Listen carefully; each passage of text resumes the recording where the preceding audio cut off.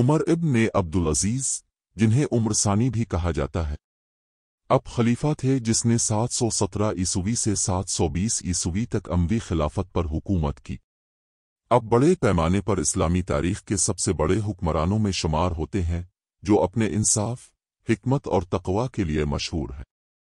اپنے دور مبارک میں بہت سی اصلاحات نافذ کیں جن کا مقصد عوام کی زندگیوں میں بہتری لانا تھا، جیسے ٹیکس کم کرنا، انصاف کی انتظامیہ میں بہتری لانا اور تعلیم کو فروغ دینا تھا۔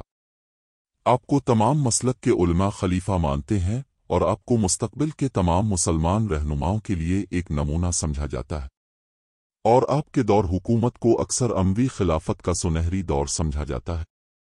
اپنے اس قدر انصاف قائم کیا کہ اب کے عدل و انصاف قائم کرنے کی وجہ سے اب جب تک حیات رہے اور خلیفہ مقرر رہے تب تک شیر اور گائے اور بیل بکریاں اور بھیڑیا ایک ساتھ چرتے تھے۔